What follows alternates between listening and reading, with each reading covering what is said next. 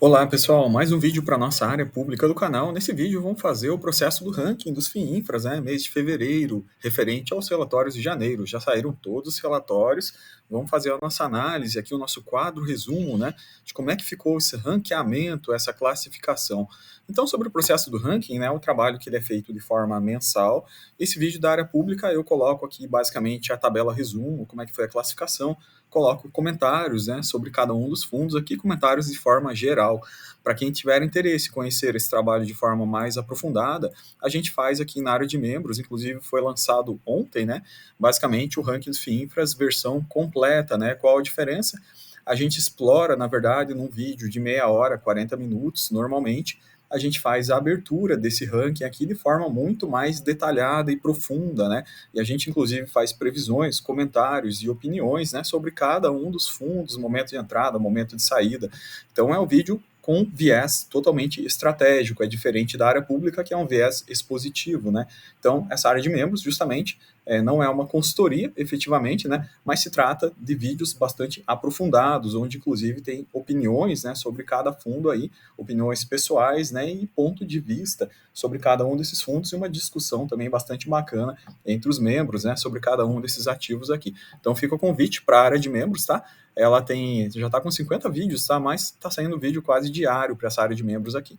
Mas para quem está na área pública aqui, quer somente ter essa visão geral aqui, vamos ao resumo, Então, o resumo, esse processo aqui, a gente faz a transformação de alguns parâmetros, Dentro desses parâmetros, 65% dos parâmetros são parâmetros de rentabilidade. Dentre eles, dividend yield, desde o início, dividend yield, últimos 12 meses, Parâmetro também do carrego do fundo, carrego IPCA ou CDI, Quando o fundo é CDI, a gente faz a conversão para IPCA+, tá? E a gente avalia também aqui a variação do VP nos últimos 12 meses, pois isso é importante, isso conversa com o fato, presença e geração de reserva dentro de cada um desses produtos aqui. Então, a gente tem esses parâmetros como os principais parâmetros de rentabilidade. No parâmetro preço, a gente olha bastante PVP, tem 15%, porque é uma alavanca importante, Você comprar com desconto é sempre muito válido em se tratar de fundos de papel, Fundos de produtos de renda fixa, que a gente está falando aqui no canal. E também qualidade, basicamente ficou 20% no número de debêntures. Então, esses são os parâmetros principais. Agora a gente vem aqui realmente para o processo do ranking. Vamos falar um pouco sobre cada um desses ativos aqui de forma mais detalhada. Então, olha só, configuração bastante similar ao ranking do mês passado, mas teve algumas alterações de posição relevantes que vale a pena a gente conversar, Não é verdade? Então, esse VP aqui já está, o PVP já está atualizado, é referente ao fechamento de sexta-feira, tá? Então, isso é bastante importante a gente falar. Os demais parâmetros, eles provêm do relatório fechamento de janeiro. Então, para o vídeo ficar mais atual, estou começando a trazer, sempre a data, o PVP relativo à data anterior de fechamento do mercado, nesse caso aqui foi sexta-feira. Então, vamos lá. Qual fundo ficou em primeiro lugar, CDI. CDI 11 da Sparta. Normalmente esse fundo tem se destacado bastante. Os dois produtos da Sparta têm grande nível de destaque dentro desse universo dos 12 fundos de infraestrutura, porque a gestão tem feito, na minha opinião, um trabalho diferenciado dentro desses fundos aqui. Então, no caso do CDI, ele teve uma pontuação 0,75, no caso do P sobre VP, porque está negociando com certo ou leve ágio, na presente data. A pontuação máxima nesse caso seria, ele ganharia 1,5 pontos, como o caso aqui de fundos que trabalham com desconto, Veja, por exemplo, o fundo XPID está com desconto, então ficou com pontuação 1,5. O BDIB, o RDIB com desconto, o OGIN também, então ele acaba ganhando pontuação melhor. Fundos já estão com leve ágio, ganham pontuação intermediária. Fundos que estão com ágio mais pesado, ficam com nota vermelha no quesito PVP. Então, se você bater a linha na coluna, você já vai ver quais são, Bom, continuando na linha horizontal sobre o CDI. O CDI é um fundo que ele tem uma liquidez intermediária, está passando por um processo de emissão, onde o fundo quase vai dobrar de tamanho pós essa emissão, aí a liquidez dele deve melhorar bastante. Sobre dividend yield dele, como é um fundo que teve um início muito recente, no mês de fevereiro 23, ele foi bastante beneficiado por aqueles eventos de abertura de spread, né, ao qual ele comprou debêntures com spread aberto e vendeu com spread mais fechado, né, isso se chama compressão de spread. Essa alavanca aí traz ganho de preço unitário para dentro do fundo. O fundo converteu isso aí e repassou para o cotista. Então, ele se destaca, né, justamente, se destacou em 2023 muito por essa gestão ativa, entregando dividend yield bastante acima da média dos demais produtos aqui de infraestrutura. O carrego dele é um carrego interessante, né? Na área de membros a gente detalha o que é um carrego, né?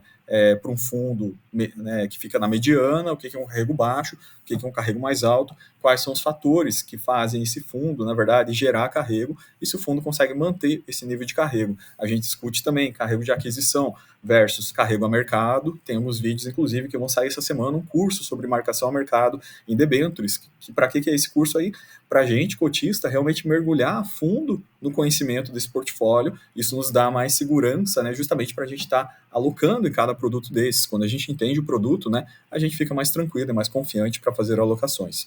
Então, partindo disso, né, o fundo realmente CDI tem um nível de carrego interessante, ele tem reservas, tá? Vocês viram aí que ele tem constituído no VP dele reservas a um nível bastante interessante e ele segue aumentando esse nível de geração de reservas. Além disso, é o fundo com mais debêntures da B3, todo mundo sabe, né, 74 debêntures aqui dentro, o que dá ao fundo um espectro muito amplo aqui dentro da questão risco, né, mitigação de risco. Então, com isso, ele ficou com nota número 9.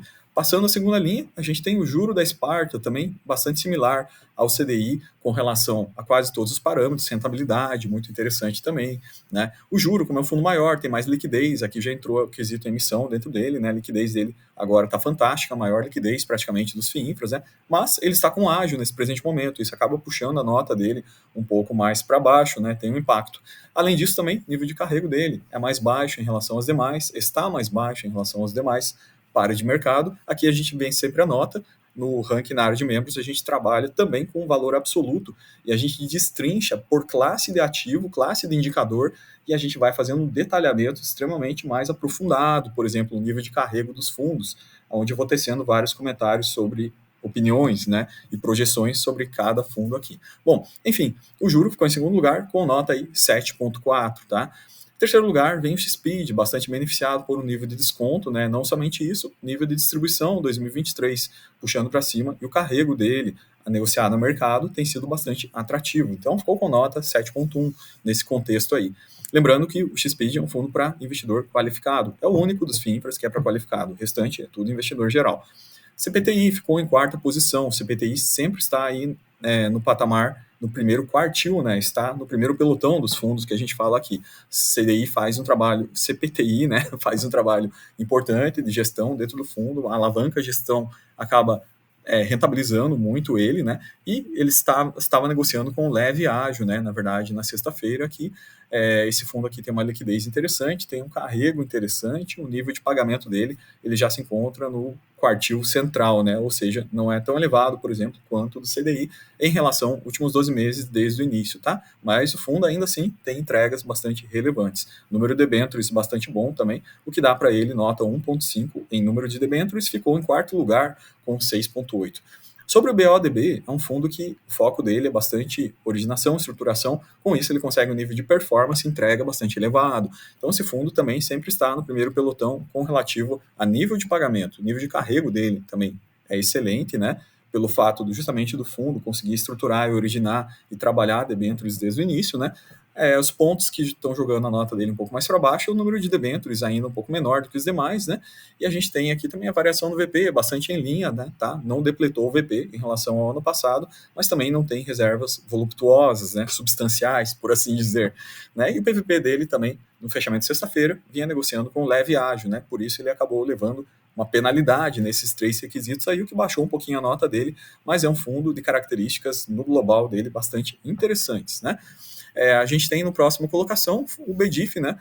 Gravei vídeo aqui, vou soltar também na área pública hoje ainda, vídeo sobre o BDIF, né? O BDIF é um fundo bastante interessante, recomendo para quem não conhece, né, que assista o vídeo, para quem já é cotista, é somente fazer o acompanhamento, mas é um fundo que tem feito uma entrega de dividend yield também bastante interessante desde o princípio, tá?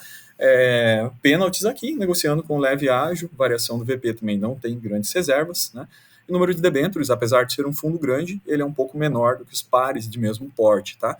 Então, com isso, ele ficou com nota aqui 6,4 também. Banco Inter e o RBIF são dois fundos que vêm despontando, né? São dois fundos que seguem negociando com leve desconto na sexta-feira, tá? Eles têm entregado um nível, assim, bastante interessante de dividend yield, apesar de ficar naquele quartil central, né? Ou seja, não é o dividend yield tão alto quanto os demais fundos que estão acima deles nessa lista aqui, mas ele fica na faixa amarela de entrega de dividend yield, não é o dividend yield ruim, né? Longe disso, né? O dividend yield, inclusive, muito melhor do que vários produtos de fundos de papel. Bom, carrego dos dois fundos aqui, tanto o BDIB quanto o RBIF são interessantes, né? E eles acabam sendo um pouco penalizados por número de debêntures também por ser, e liquidez por serem fundos menores. Partindo para o fundo CDI, o SNID, né? O SNID levou uma marcação negativa porque está negociando com ágio na sexta-feira. A liquidez dele ainda é baixa, está passando por processo de emissão. Tem vídeo aqui no canal sobre detalhando essa emissão, né? É um fundo que tem feito entregas bastante consistentes, né? Vejam que ele realmente é bastante regular, o nível de entrega dele ficou com pontuação máxima, né? Desde o início, 2023 aqui, o carrego dele é um carrego bastante interessante, né?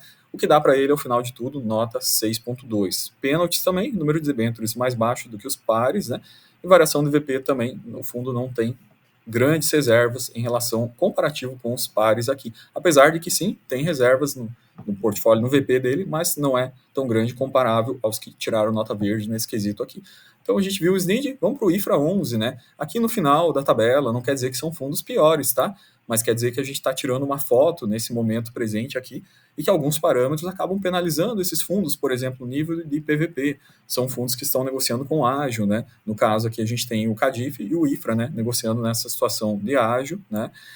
A CADIF e o IFRA, né? A gente observa que o dividend yield, por exemplo, o CADIF 2023, ele é sim abaixo dos pares, né? Dentro da classe dos infras, ele acaba sendo, em 2023, um dos menores dividend yield em comparado com os pares. Desde o início também, ele acaba ficando no quartil central, ele não é tão destacado em questão de dividend yield, justamente por quê? Porque o carrego dele é mais baixo, um fundo mais high grade, né? Na verdade, entre os high grades, né, ele é o mais high grade de todos aqui, o CADIF, com certeza. Pontos principais, né, número de debêntures e reservas acumuladas do CADIF jogam a pontuação dele para cima, tá? Mas os demais parâmetros acabam puxando a pontuação para baixo. E nesse contexto global, ele acabou ficando com nota 5,5, né? Não quer dizer em nenhum momento que é um fundo que não deve ser comprado, pelo contrário, né? É um fundo que a gente tem que ficar sempre de olho em janelas de oportunidade de entrada, né? Às vezes comprar com ágio não é a melhor situação, né? Mas quem sabe o CADIF aqui no momento, realmente de uma janela de deságio, né? É uma ocasião bastante interessante também.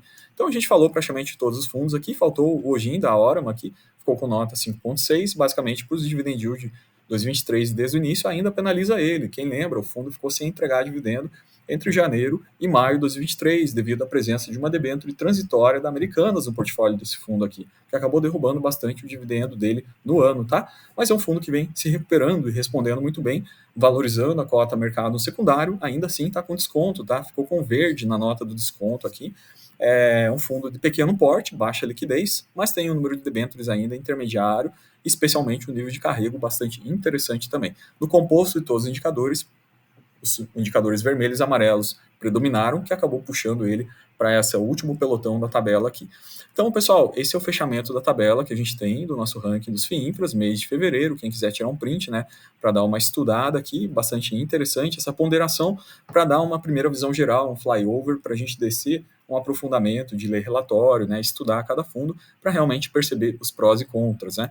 Para quem, às vezes, né, não tem tempo de fazer esse trabalho aqui, é esse trabalho que a gente faz na área de membros, é esse detalhamento dos prós e contras de cada fundo aqui, a gente faz de forma bastante profunda, realmente detalhada para os membros do canal, né, o que acaba dando uma visibilidade e ajuda, sim, realmente no processo decisório, da gente escolher bem, tomar boas decisões, fazer boas alocações baseado no cenário atual. Então é isso, galera. O vídeo de hoje fica por aqui. Um grande abraço a vocês. Fiquem com Deus.